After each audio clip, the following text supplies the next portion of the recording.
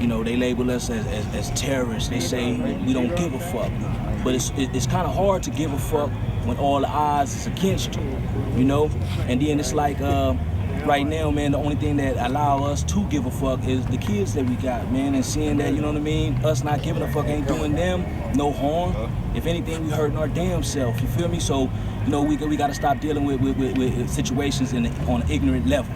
I was over there in the VNs or whatever, you know what I mean? And I witnessed my father get shot, and I'm from Belize. One of my cousins that came down from Belize, he was out here for about a week. That week that he was out here, he actually got killed.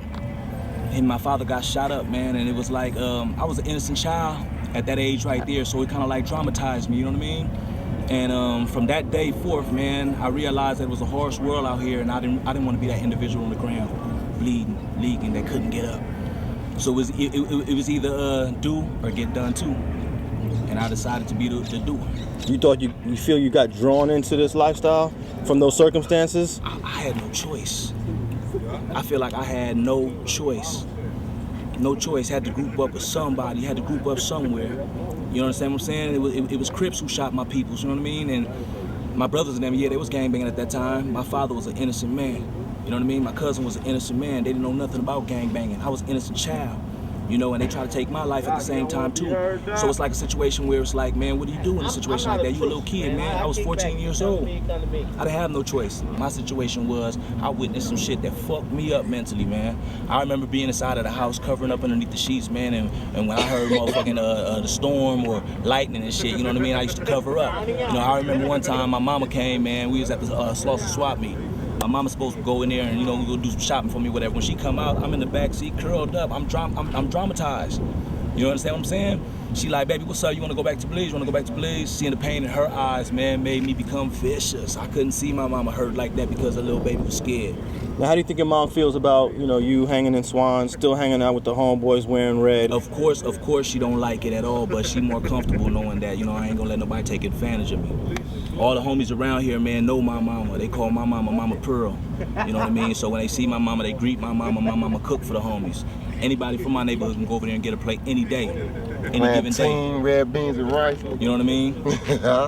I had a lot of anger in my heart, man. A whole lot of anger, and I didn't really realize what I was so angry at. You know, and God, man, delivered me from the trials and tribulations I was going through, man. And he woke me up one day and was like, look here, man.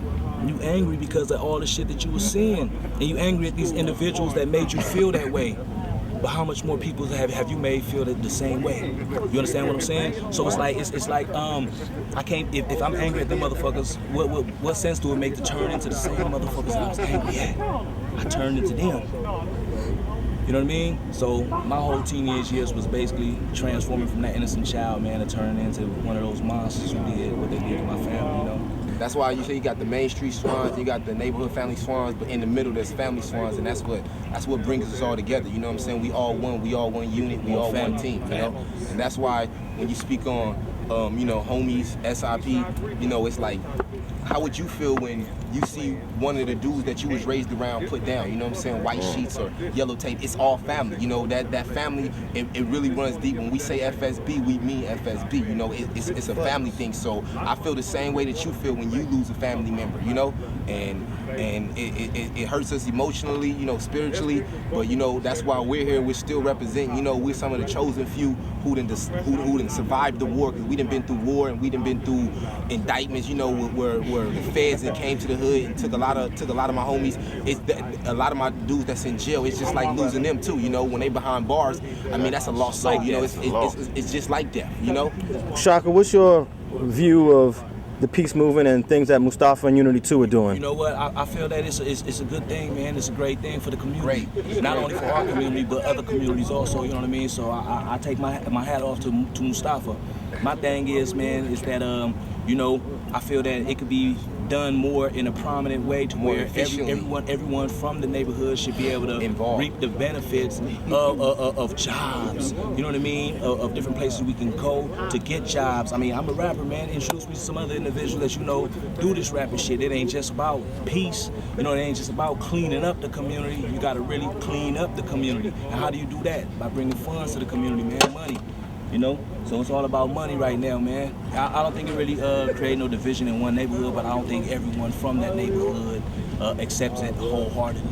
You know, because it's like, even with these individuals with the gang interventions and stuff like that, sometimes you see certain individuals getting paid and working, so you got the other individuals on the outskirts like, why the fuck should I be willing to do some peace shit when nigga I ain't eating?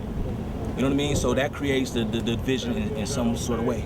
Suited and booted like Obama, money like Osama, Bin Laden, Baraka, whatever, Chica, call up, Oprah, tell the gangster rap is over. Hip hop is on my shoulder, reggae on my holster. God won't let me die or else the game would be chocha, Pinocha. I'm dope with old baking soda, Hova in the Rover, Tupac turned Rasta, Kanye West, but I'm gangstered. Matter of fact, there is none like Shaka. One mic, one rapper, one king, one killer. Name one motherfucker who go spit this proper. I'm super rapper, chunks the same color a lobster. The boys feel that strawberry margarita. This what money look like when it's fresh out the printer. Represent a higher power, so I must deliver. New artist of the year is Shaka.